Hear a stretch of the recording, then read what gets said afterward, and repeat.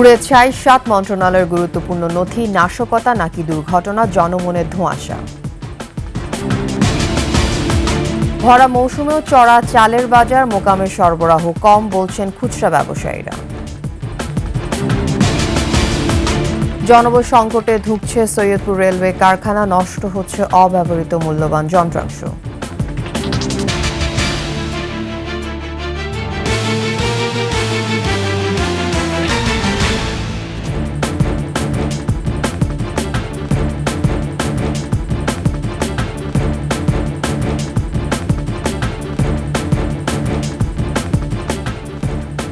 শুনছিলেন সংবাদ শিরোনাম। আমন্ত্রণ সকাল ৭টার ২১ সংবাদে আপনাদের সাথে থাকছে আমি তাসনিম আফিফা।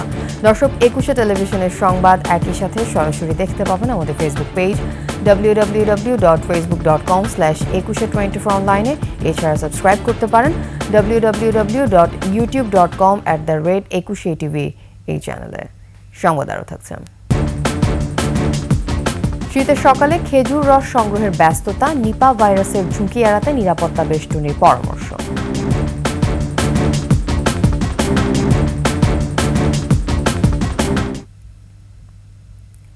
প্রায় ১০ ঘণ্টা পর পুরোপুরি নিভে সচিবালয়ের ৭ নম্বর ভবনে লাগা আগুন। ব্যাপক ক্ষয়ক্ষতি হয় ভবনটির ৬ তলা থেকে ৯ তলা পর্যন্ত। সরেজমিন চিত্র তুলে এনেছেন তৌহিদুর রহমান। মধ্যরাতের ভয়াবহ আগুন নিয়ন্ত্রণে আসে বৃহস্পতিবার সকাল ৮টা ৫ দিকে, আর দুপুর ১:১২টায় নিভে আসে পুরোপুরি। পরে ফায়ার সার্ভিসের সদস্যদের সাথে সচিবালয়ের কর্মকর্তা কর্মচারী ও আইন শৃঙ্খলা রক্ষা বাহিনীর সদস্যরাও ৭ নম্বর ভবনে যান। প্রতিটি তলায় ঘুরে দেখেন। এর মধ্যে ৬ তলা থেকে ৯ তলা পর্যন্ত সবচেয়ে ক্ষতি প্রত্যক্ষ করেন তারা। শ্রম ও কর্মসংস্থান মন্ত্রণালয়, যুব ও ক্রীড়া, ডাক, টেলিযোগাযোগ ও তথ্য প্রযুক্তি, স্থানীয় সরকার, পল্লী উন্নয়ন ও সমবায় মন্ত্রণালয়, অর্থ মন্ত্রণালয়, সড়ক পরিবহন, সেতু সহ ৭ মন্ত্রণালয় এবং ৭ বিভাগের ব্যাপক ক্ষয়ক্ষতির চিত্র দেখতে পাওয়া যায়। গুরুত্বপূর্ণ নথি, ফাইল থেকে শুরু করে আসবাবপত্র, অবকাঠামো আগুনে পোড়া থেকে বাদ যায়নি কিছুই। অস্বাভাবিক এ অগ্নিকাণ্ডের পর সচিবালয়ে দাপ্তরিক কার্যক্রম ব্যাহত হয়। কঠোর নিরাপত্তায় প্রবেশ নিশ্চিতের পাশাপাশি এদিন সচিবালয়ে ছিল আইন শৃঙ্খলা বাহিনীর সতর্ক অবস্থান। তৌহিদুর রহমান, ২১ টেলিভিশন, ঢাকা। কেবলই নিছক দুর্ঘটনা নাকি পরিকল্পিত নাশকতা? সচিবালয়ে আগুন লাগার কারণ নিয়ে জনমনে সৃষ্টি হয়েছে ধোঁয়াশা। কেউ কেউ প্রশ্ন তুলেছেন, একই সময়ে ভবনের দুই পাশেই কেন জ্বলছিল আগুন? বিশেষজ্ঞদের ধারণা, বৈদ্যুতিক তারের কারণেও দুই জায়গাতেই আগুন ছড়াতে পারে, তবে নাশকতার বিষয়টিও উড়িয়ে দিচ্ছেন না তারা। তৌহিদুর রহমানের আরও একটি রিপোর্ট। সচিবালয়ের ৭ নম্বর ভবনের দক্ষিণ এবং উত্তর প্রান্তে আগুন দেখা গেলেও মাঝখানের বড় স্থানে সে সময় আগুন দেখা যায়নি। বিষয়টি নাশকতা হতে পারে বলে মনে করেন ফায়ার সার্ভিসের সাবেক এই শীর্ষকর্তা। আগুনটা মুভ করে থ্রো টেম্পারেচার আসলে এখানে। সো একদিকে আগুন লাগলে টেম্পারেচারের মাধ্যমে এটা ফ্লো করে, কিন্তু এখানে দেখা যাচ্ছে আগুনটা দূরে এক জায়গায় আগুন লেগেছে ওখান থেকে। সুতরাং সেটা হয়তো আমরা যেটাকে বলছি এটা কত নাশকতা হতেও পারে, যদি আমরা ডেফিনেটলি যদি এনকোয়ারি করে সঠিকভাবে আমার তথ্য আর পেতে পারি, সেটা দিয়ে বলা যাবে। সেটাও আমরা we cannot just rule out, আসলে সেটা হতে পারে আসলে এখানে। একই সাথে বৈদ্যুতিক তারের কারণেও আগুন ভিন্ন ভিন্ন স্থানে ছড়াতে পারে বলেও মনে করেন তিনি। ইলেকট্রিক্যালের ব্যাপারটাও এটা হতে পারে, উই ক্যানট অলসো, সেটাও ইগনোর করা যায় না। ইলেকট্রিক্যাল মনে করেন শর্ট সার্কিটটা এক মাথা অন্য মাথা হতে হবে। ইলেকট্রিক্যাল যে কমপ্লায়েন্স যেগুলো আছে, ইলেকট্রিক্যালের অ্যাপ্লায়েন্স, এগুলো তো মনে করেন এটা শর্ট সার্কিটটা বিভিন্ন জায়গায় হচ্ছে, এটা তো একটা প্যাটার্নও ডিফারেন্ট মনে করে এটা। ফায়ার সার্ভিসকে আগুনের তথ্য দেরিতে দেওয়ার কারণে আগুন নিয়ন্ত্রণ কঠিন হয়েছে বলে মনে করেন তিনি। আগুনটা এমন ভাবে চলে গিয়েছে, যারা ডিউটি ছিল তারাও কিন্তু ইনফরমেশনটা দেরি করে দিয়েছে। আসলে আমি যেটা ফায়ার সার্ভিসের সাথে কথা বলে জানতে পারলাম, এর আগে সচিবালয়ে ঢোকার ফটক প্রশস্ত করার তাগিদ দেয়া হলেও তা মানা হয়নি বলে জানান তিনি। তৌহিদুর রহমান, ২১ টেলিভিশন, ঢাকা। সচিবালয়ে আগুনের কারণ অনুসন্ধানে উচ্চ পর্যায়ে তদন্ত কমিটি গঠন করেছে সরকার। 3 দিনের মধ্যে দিতে হবে প্রাথমিক প্রতিবেদন। উপদেষ্টা পরিষদের জরুরি বৈঠক শেষে উপদেষ্টা সৈয়দা রিজওয়ানা হাসান আরও জানান, কমিটির চূড়ান্ত প্রতিবেদন জনসম্মুখে প্রকাশ করা হবে। রিপোর্ট মেহেদী হাসানের। বুধবার মধ্যরাতে সচিবালয়ে আগুনের ঘটনায় জরুরি বৈঠকে বসে উপদেষ্টা পরিষদ। বৈঠক শেষে আরও 2 উপদেষ্টাকে নিয়ে গণমাধ্যমের মুখোমুখি বন, পরিবেশ ও জলবায়ু পরিবর্তন বিষয়ক উপদেষ্টা সৈয়দা রিজওয়ানা হাসান বলেন, সর্বোচ্চ নিরাপত্তা ব্যবস্থার মধ্যেও আগুন কি করে লাগলো তা জানতে স্বরাষ্ট্র সচিবের নেতৃত্বে তদন্ত কমিটি গঠন করা হয়েছে। 3 দিনের মধ্যে প্রাথমিক রিপোর্ট দেবে এই অগ্নিকাণ্ডের ঘটনার বিষয়ে। কমিটির সভাপতির দায়িত্ব পালন করবেন স্বরাষ্ট্র মন্ত্রণালয়ের সিনিয়র সচিব। ওনার সাথে থাকবেন সচিব, গৃহায়ন ও গণপূর্ত মন্ত্রণালয়, আমাদের পুলিশের আইজিপি, ফায়ার সার্ভিস এবং সিভিল ডিফেন্সের প্রধান, তিনি থাকবেন সদস্য সচিব, থাকবেন সশস্ত্র বাহিনীর একজন বিস্ফোরক বিশেষজ্ঞ এবং 3 জন বিশেষজ্ঞ। আগুনে 5টি মন্ত্রণালয়ের ক্ষতি হয়েছে, খোয়া গেছে অনেক মূল্যবান নথিও। রোডস্টার হাইওয়ে ডিভিশন আর হচ্ছে টাকরিযোগ ডিভিশন আর বাকি 3টা মন্ত্রণালয়, এই মোট 5টা মন্ত্রণালয়ের নথিগুলো ক্ষতিগ্রস্ত হয়েছে। এর মধ্যে যুব ক্রীড়া মন্ত্রণালয়ের নথির কার্যক্রম অনলাইনে থাকার কারণে সেটা আমরা রিকভার করতে পারবো, কিন্তু স্থানীয় সরকার পরিবহন সমবায় মন্ত্রণালয়ের কার্যক্রম পুরোটাই অ্যানালগভাবে হয়। বিকল্প ব্যবস্থায় ক্ষতিগ্রস্ত মন্ত্রণালয়গুলো আগামী রোববার থেকে কার্যক্রম চালাবে বলেও জানান সৈয়দা রিজওয়ানা হাসান। নামকাওয়াস্তে একজন কর্মকর্তা, নামকাওয়াস্তে একটু প্রযুক্তি, কিন্তু ডিজিটালাইজেশন বলতে যেটা বোঝায় সেটার কিন্তু কোনো সুফল এই অগ্নিকাণ্ডের ঘটনার পরে আমরা আসলে পাচ্ছি না। মেহেদী হাসান, 21 টেলিভিশন, ঢাকা। আমনের ভরা মৌসুমে ঊর্ধ্বমুখী সব ধরনের চালের দাম, বিপাকে নিম্ন আয়ের মানুষ। বাজার স্থিতিশীল রাখতে আমদানি শুল্ক কমালেও তা কাজে আসছে না। খুচরা ব্যবসায়ীরা বলছেন মোকামে চাল সংকটের কথা, আর চালকল মালিকদের দাবি বাজারে ধানের সরবরাহ কম। নওগাঁ প্রতিনিধি রতন ইসলাম ও হিলি প্রতিনিধি সালাউদ্দিন বকুলের তথ্যচিত্রে ডেস্ক রিপোর্ট। সবচেয়ে বড় মোকাম নওগাঁয় 2 সপ্তাহের ব্যবধানে প্রকারভেদে 50 কেজির প্রতি বস্তায় চালের দাম বেড়েছে 150 থেকে 200 টাকা। খুচরায় বেড়েছে কেজিতে 4 থেকে 5 টাকা। ভরা মৌসুমে দাম বাড়ায় ক্ষুব্ধ নিম্ন আয়ের মানুষ। এইভাবে যদি চালের দাম বৃদ্ধি হয় তাহলে আমরা এই সরল সাদা মানুষ কিভাবে আমরা চলবো? এই সময় চালের বাজার কমাবে না, কিন্তু চালের বাজারটা বাড়তি।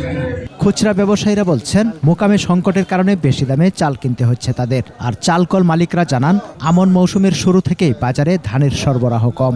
কাটারি নাজির যেটা সেটা আপনার 75 টাকা কেজি, আর কাটারি আরেকটা আছে সেটা হচ্ছে 72 টাকা কেজি, আর জিরা শাল যেটা নন শটার এটা হচ্ছে 72 টাকা, আর যেটা শটার সেটা হচ্ছে 74 টাকা। শুধু ইন্ডিয়ার উপর নির্ভরশীল না হয়ে থেকে অল্টারনেটিভ বাজার থেকে চাউল আমদানির আমরা পরামর্শ দিচ্ছি।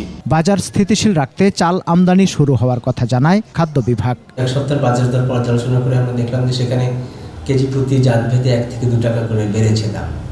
তো আমরা অভিযান শুরু করেছি, বিভিন্ন দোকানগুলো, চালের দোকান, আড়ত এবং মিলগুলো তারা পরিদর্শন করতেছে এবং যেখানে এই বিষয়গুলো পাওয়া যাচ্ছে সেই সব জায়গাগুলোতে ব্যবস্থা নেওয়া হচ্ছে। এদিকে শুল্ক প্রত্যাহার করায় হিলি স্থলবন্দর দিয়ে আমদানি বাড়লেও কমছে না চালের দাম, বরং কেজিতে 1-2 টাকা করে বেড়েছে। ঢোকার পর থেকে দাম কমের দিকে আসে নাই, শুধু বৃদ্ধির দিকে গেছে। চালের বাজার তো ঊর্ধ্বগতি। আমদানিকারকরা জানান, ভারতে চালের দাম টন প্রতি বেড়েছে $15 থেকে $20। দেশেও ডলারের বাজার ঊর্ধ্বমুখী, এর প্রভাব পড়েছে আমদানি করা চালে। শুল্কের জন্য নয়, মালের দামের জন্য নয়। ডলার ছিল 122 থেকে 21 টাকা বা 120 থেকে 21 টাকা ছিল, এই ডলার এখন 24 টাকা চাচ্ছে ব্যাংক। এই ডলারের এই রেটের গ্যাপের জন্যই আপনার হচ্ছে চালের বাজারটা আবার বেড়ে উঠেছে। ভারত থেকে আমদানি করা চাল সরবরাহ হচ্ছে ঢাকা, চট্টগ্রাম, সিলেট, ময়মনসিংহ সহ দেশের বিভিন্ন অঞ্চলে। সমর ইসলাম, ডেস্ক রিপোর্ট, 21 টেলিভিশন। মাত্র 23% জনবলে চলছে সৈয়দপুর রেলওয়ে কারখানা। অলস পড়ে থাকায় নষ্ট হচ্ছে মূল্যবান যন্ত্রপাতি। সংশ্লিষ্টরা বলছেন, কারখানার কার্যক্রমে গতি আনতে শ্রমিক কর্মচারী নিয়োগের বিকল্প নেই। জনবল নিয়োগ ও উৎপাদনের পরিধি বাড়ানো হবে বলে জানিয়েছেন রেলপথ মন্ত্রণালয়ের উপদেষ্টা। নীলফামারী প্রতিনিধি নূর আলম বাবুর তথ্য ও চিত্রে রেলওয়ে কারখানার উপর 3 পর্বের রিপোর্টের প্রথম পর্ব। খুঁড়িয়ে খুঁড়িয়ে চলছে নীলফামারীর সৈয়দপুর রেলওয়ে কারখানা। তীব্র জনবল সংকটে পড়েছে ঐতিহ্যবাহী প্রতিষ্ঠানটি। চাহিদার ৭৭% জনবল কম থাকায় কোচ ও ওয়াগন মেরামত, রং বার্নিশ সহ খুচরা যন্ত্রপাতি তৈরির কাজ ব্যাহত হচ্ছে। সংশ্লিষ্টরা বলছেন ১৯৯২ সালেও ৭,৩৫৬ জন শ্রমিক কাজ করতেন সৈয়দপুর রেলওয়ে কারখানায়। পরে জনবল সংকোচন নীতিমালার আওতায় শ্রমিক কর্মচারীর সংখ্যা কমিয়ে ৩,১৭১ জনে নামিয়ে আনা হয়। পর্যায়ক্রমে দক্ষ শ্রমিকেরা অবসরে যাওয়ায় এখন কাজ করছেন মাত্র ৭২৯ জন। কারখানার উৎপাদন কার্যক্রমে গতি আনতে জনবল নিয়োগের দাবি শ্রমিক কর্মচারীদের। মঞ্জুরি হচ্ছে প্রায় ৪০০-র কাছাকাছি আমাদের আছে বর্তমানে ৩০ জন। এই ৩০ জন নিয়ে আমাদের প্রোডাকশন দেওয়া অনেক কষ্টসাধ্য হয়ে যাচ্ছে। নতুন গাড়ি আসছে, নতুন মালামাল আসছে, সেগুলো আমাদের ৮ টন দিতে হয়। আমরা ৩০ জন লোকের কাজ করা লাগতেছে ১৫০ লোকের। অল্প শ্রমিক দিয়ে কাজ চালিয়ে যাচ্ছি, কিন্তু আবার ভালো লাগার বিষয়গুলো আছে যে আমরা দেশের সেবা করতে পারছি। শ্রমিক সংকটের কথা জানিয়েছেন কর্মকর্তারাও। বলছেন দক্ষ ও আধা দক্ষ ও অস্থায়ী শ্রমিক জনবল দিয়ে কারখানা সচল রাখা হচ্ছে। কাঁচামালের যোগান স্বাভাবিক রাখার উপরও জোর দেন তারা। প্রচেষ্টা অব্যাহত আছে যে আমরা যাতে নিয়োগ প্রক্রিয়াটা কন্টিনিউয়াসলি হয় এবং যাতে আমরা যতদূর সম্ভব এই জনবল পূরণের ঘাটতিটা পূরণ করতে পারি। সম্প্রতি রেলওয়ে কারখানা পরিদর্শন করে রেলপথ মন্ত্রণালয়ের উপদেষ্টা জানান জনবল বৃদ্ধি ও কারখানার উৎপাদনের পরিধি বাড়ানো হবে, যাতে দ্রুত কোচ ও ওয়াগনের পাশাপাশি ইঞ্জিনও সংস্কার করা যায়। নতুন সংগ্রহ করার আমরা চেষ্টা করছি, কিন্তু এটা সময় সাপেক্ষ এবং ব্যয়বহুল। তো ওই জন্য আমরা এখানে আসছি যে এখানে এটাকে বাড়ানো যায় কিনা, মানে এখানে মেরামত করে আরও বেশি লোকোমোটিভকে কার্যকর করা যায় কিনা সেটা দেখার জন্য এসেছি। 1870 সালে 110 একর জায়গার উপর 29টি উপশপ নিয়ে গড়ে ওঠে সৈয়দপুর রেলওয়ে কারখানা। Masum আলিসা, desk report, 21 television. শীত আসলেই শুরু হয় খেজুর গাছের রস সংগ্রহ। তবে এখনও অনেক জায়গায় নিরাপত্তা ব্যবস্থা ছাড়াই সংগ্রহ করা হচ্ছে এসব রস। বিশেষজ্ঞরা বলছেন এতে ছড়িয়ে পড়তে পারে নিপা ভাইরাস সহ অন্যান্য জটিল রোগ। প্রতিনিধি তথ্যচিত্র, ডেস্ক রিপোর্ট। 1998 ও 1999 সালে মালয়েশিয়া ও সিঙ্গাপুরে প্রথমবার নিপা রোগের প্রাদুর্ভাব দেখা দেয়। বাংলাদেশে 2001 সালে মেহেরপুরে প্রথম নিপা ভাইরাস শনাক্ত করা হয়। বাদুড়ের লালা দ্বারা সংক্রমিত খেজুরের কাঁচা রস পান করাকে চিহ্নিত করা হয় এর সংক্রামক হিসেবে। কাঁচা রসে নিপা ভাইরাসের ঝুঁকি থাকায় রস সংগ্রহের সময় নিরাপত্তা বেষ্টনী দেওয়ার পরামর্শ ছিল বিশেষজ্ঞদের। তবে সিরাজগঞ্জে রায়গঞ্জ ও তারাশের গাছিরা মানছেন না সে পরামর্শ। রস সংগ্রহের সময় নেওয়া হচ্ছে না কোনো নিরাপত্তা ব্যবস্থা। এতে বাদুড় সহ অন্যান্য পাখিরা মুখ দিচ্ছে রসে। পাখি তো দুই একটা তো মুখ দেয়, পাখি পাওয়া যাবে না। ঢাকা কমন নাই, দুই একজনের বাড়ি যারা ব্যক্তিগতভাবে খাওয়া মানে রস যেটা খায় কাঁচা রস, ওইটা মনে হয় যে হয়তো ঢাকে, তাছাড়া ঢাকে না। এখানে মোটামুটি আসলে সেভাবে ঢাকে না। আমাদের এলাকার স্থানীয় কোনো নাই যে খেজুরের রস করার নাই, দূরে থেকে আসে। রসের হাড়ি খোলা থাকায় নিপা ভাইরাস সংক্রমিত হওয়ার আশঙ্কা চিকিৎসক সহ সচেতন মহলের। এ বিষয়ে কার্যকরী পদক্ষেপ নেওয়ার কথা জানালো প্রশাসন। এ বিষয়ে গত কয়েক বছর যাবৎ সচেতনতা কার্যক্রম চালু আছে। তারপরেও কিছু কিছু ক্ষেত্রে দেখা যায় যে কিছু কিছু জায়গাতে কিছু কিছু কৃষক কিংবা যারা রস সংগ্রহ করে তারা সচেতন নয়। তো তাদেরকে আমরা শতভাগ সচেতনতা কার্যক্রম অব্যাহত রাখার মাধ্যমে এটা আমরা বিষয়টা তদারকি করব। যে পদ্ধতিতে রস সংগ্রহ করতেছে সেখানে অবাধে পাখি বসে, পাখির ঠোঁট দিয়ে রস খায় এবং সেখানে মল ত্যাগ করে। এর ফলে আমরা যারা খেজুরের রস খাই আর কি, তারা মারাত্মক ব্যাধি বিশেষ করে নিপা ভাইরাসে আক্রান্ত হওয়ার সম্ভাবনা বেশি। সেটা থেকে আপনার নিপা ভাইরাস সংক্রমণ হয়, যা অনেক সময় জ্বর, ঠান্ডা, মাথা ব্যথা থেকে পেট ব্যথা থেকে অনেক সময় মস্তিষ্কেও সংক্রমণ হতে পারে। সিরাজগঞ্জের মতো যশোরেও একই অবস্থা। সারি সারি গাছে ঝুলানো হাঁড়িতে দেয়া হচ্ছে না কোনো প্রকার নিরাপত্তা জাল। বিশেষজ্ঞরা বলছেন করোনার চেয়ে কয়েকগুণ বেশি মারাত্মক নিপা ভাইরাস, তাই কাঁচা রস খাওয়ার ক্ষেত্রে আরও সচেতন হওয়ার পরামর্শ তাদের। খুরশিদ আলম মুকুল, ডেস্ক রিপোর্ট, 21 টেলিভিশন। দর্শক, সিরাজগঞ্জ থেকে খেজুর রস সংগ্রহের আরও খবর জানবো সেখানকার প্রতিনিধি স্বপন মির্জার কাছ থেকে। স্বপন, আশা করি শুনতে পাচ্ছেন। শীতের এই সকালে খেজুর রস সংগ্রহের যে ধুম পড়েছে সেই সম্বন্ধে আমাদেরকে বিস্তারিত জানান। জি ধন্যবাদ আদিবা। আমি বর্তমানে সিরাজগঞ্জের শাহজাদপুর উপজেলার রূপসী গ্রামে অবস্থান করছি। তো আসলে এই শীতের এই সময়কালীন সিরাজগঞ্জের যে চলনবিল অধ্যুষিত এলাকাগুলো রয়েছে, তারাস, রায়গঞ্জ, শাহজাদপুর, উল্লাপাড়ায়, তো এখানে আপনার রাস্তার দুপাশে এবং বাড়িতে বাড়িতে ব্যাপক খেজুর গাছ থাকায় তো সেখানে কিন্তু এই সময়ে রস সংগ্রহের জন্য ধুম পড়ে যায়। আর এই সময়কালীনই এই অঞ্চলের মানুষ নবান্ন উৎসবের পিঠাপুলিতে মেতে ওঠে।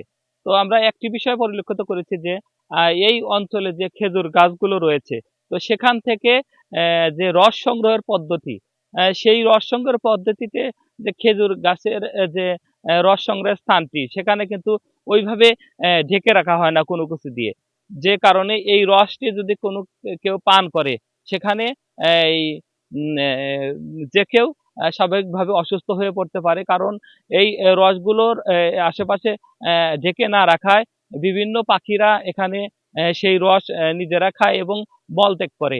এতে করে বিভিন্ন রোগ ব্যাধি ছড়িয়ে যেতে পারে বলে আশঙ্কা করছে আমাদের জেলাবাসী। এছাড়া চিকিৎসকরা যেমনটি বলেছেন যে এই রস অনেকটাই বিষাক্ত হতে পারে, কারণ এই রসের যে আশপাশ সেখানে ঢেকে রাখা হয় না।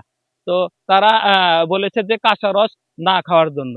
এছাড়া এই আমাদের উপজেলা প্রশাসন থেকে বলা হয়েছে যে এই রস যাতে এই ঢেকে রেখে সংগ্রহ করা হয় সেই বিষয়ে তারা পদক্ষেপ নিচ্ছেন। তো এই হচ্ছে আমার কাছে খেজুরের রস নিয়ে সর্বশেষ তথ্য। স্বপন, ধন্যবাদ আপনাকে। দর্শক, সিরাজগঞ্জ থেকে আমাদের সঙ্গে যুক্ত হয়েছিলেন প্রতিনিধি স্বপন মির্জা। তিনি আমাদেরকে জানাচ্ছিলেন সেখানকার খেজুর রস সংগ্রহের বিস্তারিত তথ্য। আর এরই সাথে শেষ করছি সকাল 7টার 21 সংবাদ। যাবার আগে সংবাদ শিরোনামগুলো আরও একবার। পুড়ে ছাই 7 মন্ত্রণালয়ের গুরুত্বপূর্ণ নথি, নাশকতা নাকি দুর্ঘটনা, জনমনে ধোঁয়াশা। ভরা মৌসুমেও চড়া চালের বাজার, মোকামে সরবরাহ কম বলছেন খুচরা ব্যবসায়ীরা। জনবল সংকটে ধুঁকছে সৈয়দপুর রেলওয়ে কারখানা, নষ্ট হচ্ছে অব্যবহৃত মূল্যবান যন্ত্রাংশ।